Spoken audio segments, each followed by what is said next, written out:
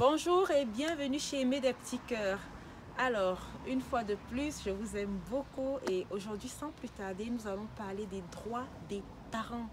Oui, nous savons que les enfants ont des droits, ils ont plusieurs droits, mais les parents aussi, ils ont des droits. Et de plus en plus, les parents sont tellement hésitants, tellement incertains. Ils ne savent pas, est-ce que je fais bien, est-ce que je fais mal, est-ce que je tape pas, est-ce que je crie, est-ce que je crie pas, est-ce que je gronde, est-ce que je gronde pas, est-ce que je suis trop dure, est-ce que je suis trop laxiste, est-ce que je suis trop sévère, est-ce que je suis en train de traumatiser mon enfant, est-ce que je suis en train de faire de lui un enfant roi. Écoute, je veux que tu n'hésites plus et que tu fasses ce que tu crois être bon pour ton enfant. Et sache que toi, tu es un être humain et tu as aussi des droits. Ce n'est pas seulement les enfants qui ont des droits, même les parents ont des droits. Alors, je vais citer les 7 droits que les parents ont envers leurs enfants, dans leur responsabilité de parents. J'en ai recensé 7. Alors, le docteur Dodson, dans son livre Aimer sans te permettre, un livre très bon que je vous recommande d'ailleurs, lui dit, il appelle cela la charte des droits des parents et il en a énuméré plusieurs. Mais moi, dans mon expérience et d'après beaucoup d'autres livres que j'ai lus et beaucoup d'autres témoignages que j'ai entendus et beaucoup d'expériences que j'ai vécues de la part de mes enfants, moi j'en ai 6, j'ai des jumeaux, j'ai toutes sortes d'enfants chez moi et je vais vous dire qu'il y a 7 choses que les parents peuvent se permettre de faire. En tant que parent, vous avez le droit, premièrement, d'exprimer vos sentiments. C'est sûr, on encourage les enfants à exprimer leurs sentiments. Oui, c'est bien, il faut que les enfants expriment leurs sentiments. Mais imaginez-vous, ce n'est pas une situation unilatérale. Ce n'est pas seulement les enfants qui doivent exprimer leurs sentiments. Même les parents aussi peuvent exprimer leurs sentiments envers leurs enfants. Tu as le droit de dire, écoute, je suis fatiguée depuis le matin, je te répète la même chose plus de 10 fois. Alors là, je suis fatiguée, je suis excédée, je suis énervée. Tu peux aller dans ta chambre et réfléchir. Tu as le droit de le dire. Deuxièmement, tu as le droit de commander. Ça, c'est la partie que j'aime beaucoup. Tu es parent, tu as le droit de commander. C'est chez toi, c'est ta maison. C'est toi qui mènes la danse. Ce n'est pas tes enfants qui mènent la danse. C'est toi qui mènes le bateau. Ce n'est pas tes enfants. Alors, tu as ce droit. Tu as le droit de commander. Tu as le droit, certes. Il faut demander leur... Il faut voir, il faut demander leur avis. Il faut discuter avec eux. Mais en fin de compte, c'est toi qui as le dernier mot. C'est toi qui décides. Tu as le droit de commander. Et j'aime beaucoup ce droit parce que même lorsque ta mère vient chez toi, il faut qu'elle sache qu'elle est chez toi et c'est toi qui commandes. Et quand je dis mère, je dis par ricochet belle-mère. Même si ta belle-mère vient chez toi, c'est toi qui commandes. Ça, c'est ce que les parents n'aiment pas beaucoup. On les comprend parce qu'ils comprennent que vous avez aussi grandi et vous êtes aussi parents.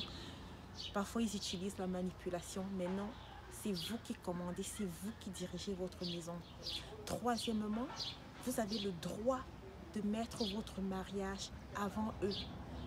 J'ai souvent du mal à voir des parents qui disent « Oh, mes enfants en premier, mon mari en deuxième. » Pour les enfants, c'est tellement plate, c'est tellement ridicule. Les enfants sont plus heureux quand tu mets ton mari avant eux.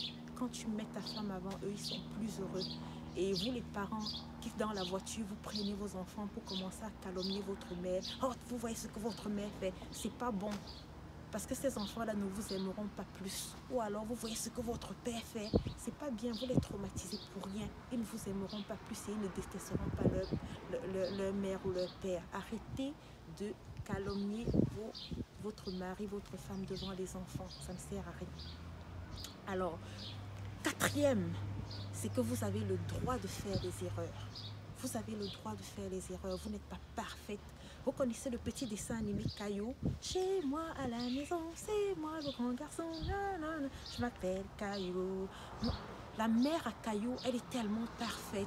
Elle parle doucement, elle ne crie jamais, elle ne gronde jamais. Cette mère à Caillou n'existe pas. Elle n'existe pas. Nous sommes des parents, nous avons le droit de faire des erreurs, nous sommes des personnes imparfaites, nous pouvons être illogiques, irrationnels, parce que ça fait partie de la vie. Mais dans ce qu'on fait, on doit savoir qu'on fait, on le fait avec conviction. Nos parents là, oh, ils nous ont élevés avec conviction et c'est ce qu'on aime. On ne doit pas dire, ils ont fait des erreurs, mais à leur époque, ils savaient que ce qu'ils faisaient, c'était pour le bien, c'était la meilleure chose qu'ils faisaient pour nous. Et c'est ce qu'on doit faire aujourd'hui. On doit faire la meilleure chose. On doit prendre les meilleures décisions à notre époque pour nos enfants. Chaque personne qui prend une décision, elle le prend sachant qu'elle prend la meilleure décision qui soit. Alors vous avez le droit de faire des erreurs, vous avez le droit d'être irrationnel, vous avez le droit de vous tromper. Et je crois que j'arrive à mon 5e point, c'est se reposer, être en santé. Vous avez le droit de vous reposer. Vous avez le droit de temps en temps de laisser les enfants avec une personne de confiance. Je dis confiance, ne laissez pas vos enfants avec n'importe qui. Laissez-les avec quelqu'un de confiance pour vous reposer, pour passer du temps avec votre mari, seul à seul, ou vous passez du temps seul pour vous ressourcer. C'est important quand on est parent, parce que c'est ainsi que vous vous régénérez. Vous régénérez la flamme qu'il y a dans votre amour et vous vous reposez aussi pour régénérer la force pour pouvoir continuer à les élever. Il est important de se reposer, il est important de préserver sa santé mentale. Vous savez quoi, même si la maison est sale, quand il faut se reposer, reposez-vous. Si quelqu'un vient chez vous et trouve votre maison sale, on s'en fout. L'important c'est que vous soyez reposé. Et ça c'était le 5e point. Le 6e point, c'est que vous avez le droit d'être vous-même. Soyez vous-même. N'essayez pas de copier quelqu'un d'autre. N'essayez pas de copier un autre parent. N'essayez pas de copier une autre personne. Soyez vous-même. Votre enfant est unique. Sachez que vous, si vous êtes un parent unique, alors soyez vous-même. Soyez vous-même.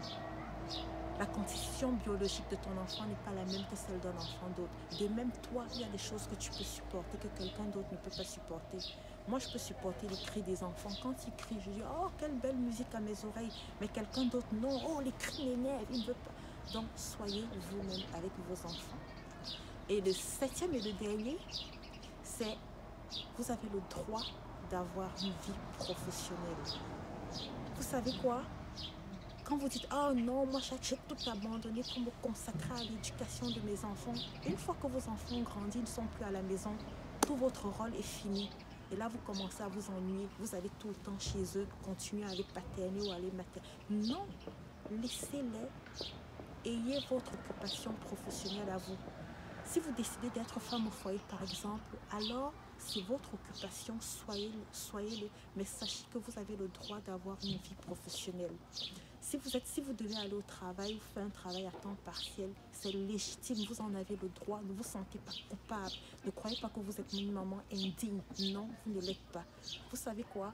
Une fois, j'ai été en emploi et j'ai été surprise. Pendant que je me questionnais, oh, est-ce que je suis en train de faire la bonne chose?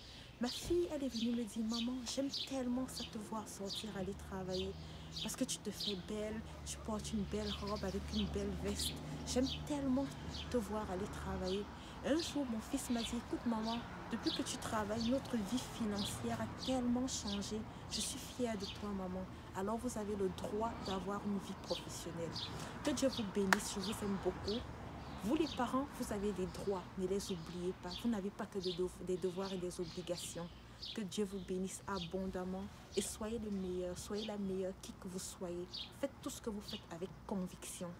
Au nom de Jésus. Bonne journée et mille bisous. Bye bye.